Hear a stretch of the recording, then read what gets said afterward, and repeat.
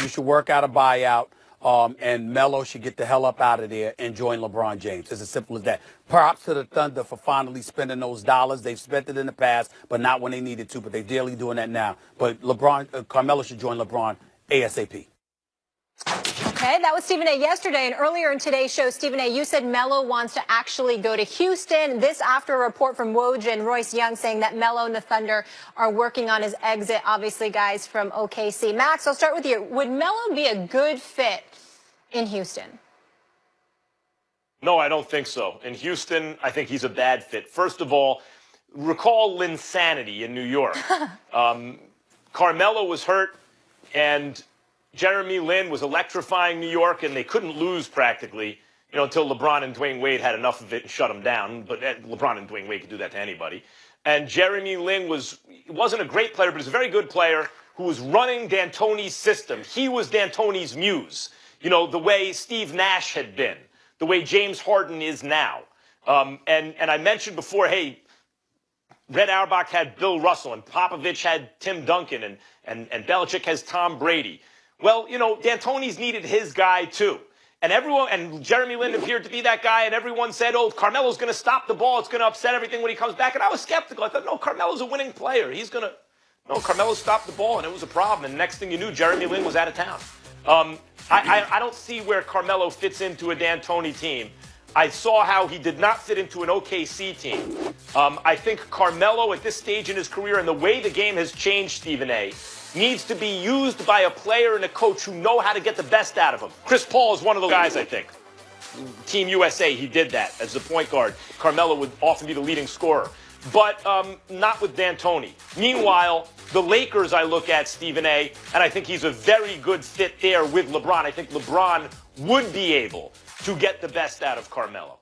Well, I personally think that L.A. would be the best fit because I think playing with LeBron would be best for Carmelo Anthony, considering the way that LeBron plays and considering the fact that, he wouldn't hesitate to give up the ball to Melo for an open shot while he did everything else. That's the way that LeBron can end up being, and I think that's incredibly beneficial to Carmelo Anthony. All I'm saying is that Houston appears to be a likely landing spot as opposed to L.A. But who knows what will happen? We shall see. Let me get to your point about Linsanity, because I think that, I can't believe that you don't get this. Linsanity was on a run. It was something special to watch for about a month to 6 weeks. But Carmelo knew what anybody with two eyes that knows basketball knew.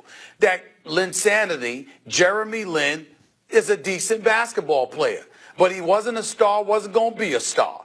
And the bottom line is, if you're Carmelo Anthony, you'll be damned if you're going to concede control of the franchise to somebody that's just on a month to 6 week run that will reach a quick expiration, which is exactly what ended up happening. That would not be the case in Houston. What Jeremy Lin did in 6 weeks, Chris Paul has been doing for his entire career. Chris Paul is one of the quintessential elite, future Hall of Fame, great point guards that this game has ever seen. What a floor general extraordinaire he is, not to mention best friends with Melo. And so when you look at CP3 in Houston, what he brings to the table when he is healthy, there is no way in hell that it would be the similar or same situation to what happened with Jeremy Lin. Jeremy Lin was a puppy in New York City. They had absolutely nothing to sell. Nobody saw him coming. He came out of nowhere. Give him mad credit. He played lights out for about 6 weeks, and Melo knew what everybody else knew, that eventually he would get figured out and exposed as the average player that he is. And that's exactly what happened. He wasn't a superstar. No, I didn't. Look, Jeremy Lin didn't turn out to be a superstar, but he wound up taking a good deal with a poison pill in it from Houston, and then wasn't coached by D'Antoni anymore. And then he got hurt. I mean, that's what happened with Jeremy Lin. He was a good player. How was he coached by D'Antoni in New York but not Houston? When he went to Houston, D'Antoni wasn't there initially. Unless I'm remembering wrong. I know. No, you're not remembering wrong. Go ahead. The point is that not that it's the Jeremy Lin story here, Stephen A. It's just that he had a bad experience, or rather D'Antoni did, with Carmelo Anthony. The two of them didn't seem to fit. And partly that's because I think D'Antoni is one of the prime kind of generators of this modern NBA spread pick and roll system, right? The three ball, the high percentage shots, either in the paint or from three. Not a lot of long range twos, which Carmelo's been known for a lot of his career. But look at what Houston actually just had in Trevor Ariza and what they probably are looking for. A 3-and-D guy. What Carmelo just showed in Houston, in OKC, is he can't even be a 3 guy if it's a catch and shoot. He was unable to be just a 3 guy, let alone a 3-and-D guy. He ain't ever going to be a D guy. But just so if you're looking to replace a 3-and-D guy who doesn't really need the ball, you're going to replace him with Carmelo Anthony? I just don't see it, especially for a D'Antoni team. And Stephen A., for a team that got this close to getting over the Warriors to the finals. Well, you also got to remember, one of the things, you might have seen P.J. Tucker and Trevor Ariza get loose, Eric Gordon doing what he did coming off the bench, getting loose, showing what he's capable of doing. Certainly didn't hurt Gerald Green, who they just resigned to a veteran minimum, $2.4 million. Good signing by Daryl Morey on that, because Gerald Green definitely needs to remain on that roster. But in the same breath that we say that, I emphasize CP3 and James Harden, mainly CP3. He's your floor general. And what you had is a situation where there were times when CP3 was ISO'd, James Harden was ISO'd. That spread pick and roll that you're talking about, Houston didn't do that all the time. There's been plenty of times when we saw James Harden simply break down a defense, dance on them, and embarrass brothers. True. We saw that with Chris Paul as well, which means there are modifications that has taken place with D'Antoni, who once upon a time never really allowed that with anybody else. As times have changed, he has adjusted. And I think that he could adjust with a Carmelo Anthony in his lineup instead of a Trevor Ariza. Now, if Carmelo Anthony's replacing Kawhi or somebody, you have a point. No disrespect whatsoever, because Trevor Ariza can play. But he's replacing Trevor Ariza. I think Carmelo Anthony could be relied upon to do that, if that happened. I mean, if you're talking in a vacuum, who has more value, you could argue Carmelo Anthony. But on the Rockets, I don't know. I mean, listen, the best argument for Carmelo on the Rockets is they don't have any money or resources to get any better. They're going to be capped out once they sign Capella. And so they're going to backslide a little compared to the Warriors, who may have improved if Boogie is healthy, right? So what do? You take a shot. You roll the dice on a guy like Carmelo. Maybe he'll make you worse, but what are your options? But I think a more prudent, actually, course of action for the Rockets is to just go and find a 3-and-D guy that you can get for the money, or for some exception, or out of the D League. I think that's actually a safer bet for a team that came as close as they did, particularly when Ariza was terrible in that Game 7. I think for a team like the Lakers, who wouldn't have to give up anything, basically, to get Carmelo Anthony and put him with Rondo and LeBron, that to me just makes more sense. The Rockets are too close and have sort of are too close to gamble like that. I asked Max this earlier with Kuzma and LeBron and Ingram. Don't you think LA, I know you said it's a better option than Houston, don't you think that front court's too crowded to have him?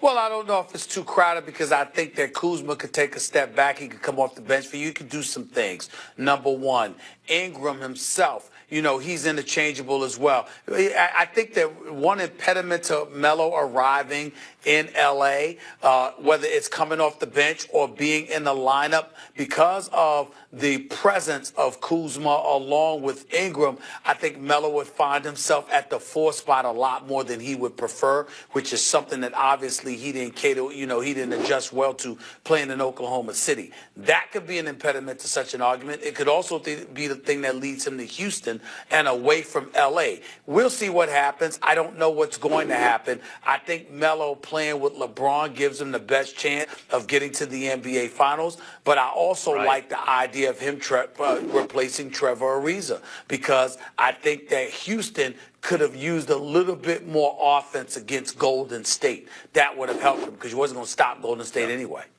Max, let me ask you Molly, this. When you bring go up, ahead. Yep.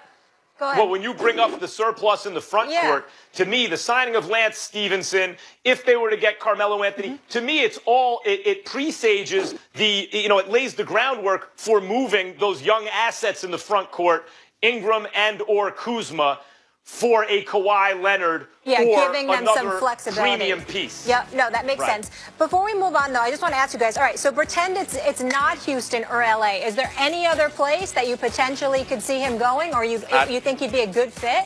I think Melo would be an absolute fool to end up anywhere but one of those two places. He goes anywhere else other than those two places, unless he went to Golden State, which can't happen now that they spent that money on Boogie Cousins. Outside of Golden State, I think he'd be an absolute fool to end up in any place other than LA or Houston. Mm-hmm. In a hard, well, it's not a hard cap, but in a cap league, in a salary cap league, anytime you can get a guy like Carmelo Anthony, and he's slipped, and the game has changed out from under his feet. He's not as valuable as he once was, even if he was still in his prime, because the game has changed. But if you can get a guy that skilled for like $5 million or less, which it looks like is going to happen, he could really help just about any team. Mm-hmm. All right, fair enough. We'll leave it there. Guys, we have breaking news on Dwight Howard. We'll get into that after the break. And LeBron is gone, but Kevin Love's still a Cavalier. Where should Love want to go if the Cavs try to move him? First Take coming right back. Who's here, fellas? Our Adrian Wojnarowski is reporting that Brooklyn finalized a buyout with Dwight Howard, clearing way for him to sign a 2-year, $11 million deal with Washington, league sources telling ESPN. The deal includes a player option, and Howard's $23.8 million salary will need to go unclaimed through waivers before he can ultimately sign with the Wizards. Stephen A., you like this move? Well, I like it from a talent perspective. From a locker room presence, absolutely not. It's not just that Dwight Howard has had trouble at first in Atlanta and as recently as in Charlotte, where Mitch Kupchak basically pushed him right out the door, one of his first moves, because nobody in the locker room wanted him there. Here's the problem. I got a problem with the Wizards locker room. I got a problem with Bradley Beal, John Wall, Otto Porter. I know Gortat is going after Wall cussed him out, and Gortat wanted to quit since since Wall MF'd him earlier in the season. We get all of that, and I'm not casting aspersions on Beal or Wall. I'm simply saying the locker room is relatively temperamental, and when you take that into account, all right, and you consider Scott Brooks as the coach who wants no parts of confrontation. It's well known throughout NBA circles. He doesn't want confrontation as a coach, doesn't deal with it particularly well. You have Dwight Howard in a locker room with the recent reputation that he had, coupled with John Wall, coupled with Bradley Beal and those guys. You're looking for leadership from your franchise players, and it's very, very hard to come by because they're still learning how to be leaders. And you got a guy that's a 3-time Defensive Player of the Year, once wearing Superman capes, and we forgot his nickname. All we call him now is Dwight Howard. And you got that coming into the nation's capital. It is a challenge. I hope it works out because I think Dwight Howard actually is a good guy. All of those guys are good guys, but when you have them in a locker room together and you don't have a strong-minded coach who's willing to bring down the hammer, you can potentially have a problem. And that's the reservation that I have with the Washington Wizards with these moves. Talent-wise, I'm fine. But the personalities in that locker room, coupled with Scott Brooks, is where my trepidation kicks in, Max. I'm with you there. This is a debate show. I'd like to debate it with you, but I'm with you there. As I said with Carmelo Anthony, when the price falls on a certain level of talent to a low enough number in a cap league, and it's league with a salary cap, it's tough to say no to that. And so Carmelo Anthony at $5 million or less, I think he could help a lot of teams. And you'd think the same thing with Dwight Howard, but I want to piggyback your locker room point. I was doing LA drive time, afternoon drive radio with Marcellus Wiley, 7:10 a.m. in Los Angeles. And we were the home of the Lakers. And I was in that locker room at times, when let's not forget, Kobe and Pau got blown out by the Mavs. They've been to 3 straight finals, 1 back-to-back. Then the Mavs blew them out, swept them on their way to winning the championship against that Miami squad. So the next year, the Lakers get they remember the league turned down the Chris Paul trade. They traded Pau and Odom for Chris Paul. It was turned down. Instead, they got Steve Nash and Dwight Howard. It was the cover of Sports Illustrated. Steve Nash and Dwight Howard. Oh, my God, with Kobe and Pau. But Steve Nash's body disintegrated. Dwight was able to play. And by the way, he had a good defensive year. At a certain point, Kobe Bryant staged essentially a mutiny on the team, took the team away from D'Antoni with a bad back, took the team away from D'Antoni. he captained the offense and Dwight captained the defense, and they won a whole bunch of games and made the playoffs from a position where they were going to miss the playoffs. But, guys, I was in that locker room a couple times where I saw Dwight Howard go into one room, the rest of the team came out of that room. Yep. Dwight Howard went back to where he was, the rest of the team went into the other room. That's the truth. And I don't know if at $5 million or any price you want that problem, particularly on a team with locker room problems. You need a strong-minded coach, and you need a strong-minded organization. Ernie Grunfeld has been around a long time, used to be with the Knicks, then Milwaukee. His reputation speaks for itself in terms of a basketball mind that he is. But he ceded power to a coach that doesn't like to deal with confrontation. Ernie is not prone to deal with it himself. And I don't know how good this is going to be for that locker room. They've improved talent-wise, but that locker room, I wonder. Yeah, that's not worth any price. All right, guys. So with LeBron heading to the Lakers, I want to keep this moving. A different subject here. Is it time to blow things up in Cleveland? So The Athletic reported earlier this week that the Cavs would be open to trading Kevin Love, who has 2 years left on his deal. Max, I'll start with you. Let's keep in mind he's born in California, played his college ball at UCLA, so has ties to LA, but also was raised in Oregon. Where do you think he should want to go? Before I say anything, they're going to blow things up in Cleveland. It's like you go to a demolition site. There's nothing left but smoldering ash. And people say, hey, should we blow this up? I think someone forgot to tell people it's blown up. Where should Kevin Love want to go? Well, where do they need some shooting and maybe rebounding? A couple places come to mind, Stephen A. I'll pick the one I don't think you're going to pick. How about Philadelphia? You have a point guard who sometimes plays power forward because he can't shoot. Now, you have a 5. The thing about Kevin Love is once upon a time he was considered a big who can shoot. Oh, my God, isn't that weird, right? Oh, he could be like Dirk Nowitzki.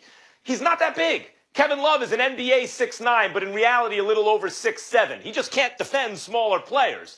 But he has a lot of skills that are useful. He's a great passer. He's a great rebounder. And he's a good shooter. You know, at any position, he's a good shooter. At some positions, a very good shooter. So who do you need in Philadelphia? Well, a guy who, if you have a point guard who can play power forward at times because he can't shoot, maybe put him next to a power forward who can shoot. And the kind of center that Kevin Love needs to play with, Stephen A., is a guy who can block shots, post up, but doesn't need to post up because that's something Kevin Love can also do sometimes, can play an inside-out game and can also shoot. That's Embiid. So I think he fits in Philadelphia, and I think they're going to have need for a star when they strike out on Kawhi Leonard. My answer would be the Portland Trailblazers. I think if you're Portland, with all of these rumblings about what you're going to do with Damian Lillard or C.J. McCollum, because one of them have to go in order for you to get some kind of equitable compensation, I think that you try to hold on to both of those guys if you can get your hands on Kevin Love. Kevin Love, this is a Portland Trailblazers team that was 16th in points, that were like 19th in three-point shooting. Could they use his three-point shooting? Absolutely. They don't need his rebounding as much because they got enough dudes to do that. But they definitely need his shooting. They definitely need a viable, bona fide third offensive option who can interchange between a third and second offensive option when one of the other guys are out of the game. You need somebody that can score from your front line. You don't need to be the Blazers completely reliant upon your guards and Lillard and C.J. McCollum to come to the rescue. Somebody else with the experience who can handle the pressure, hitting big shots under pressure. I think that's Kevin Love. Obviously, if you're the Cleveland Cavaliers, you should do everything you can to make a move because you should clean house. LeBron is going. You're not going anywhere anyway. You need to build, and you need to use the assets that you have to create a multitude of assets for yourself. And Kevin Love is the one viable option that you have in that regard. You move him, you utilize him to get assets that you need because he's not somebody that's demanding to go to a specific place. There are a bevy of places he would be willing to go if the situation was relatively correct. And I think if you're Cleveland, you explore that. I got another place for you guys. One thing I want you to weigh in on this, Max, first. I mentioned that obviously he grew up in Oregon, but what about some kind of deal with C.J. McCollum, who's from Canton, Ohio, and could go back to Cleveland and play? I mean, would you give up C.J. McCollum for Kevin Love? No, I would not. I'm not saying it has to necessarily be a straight up, but just throwing that out there. I mean, they would both want to be in those cities.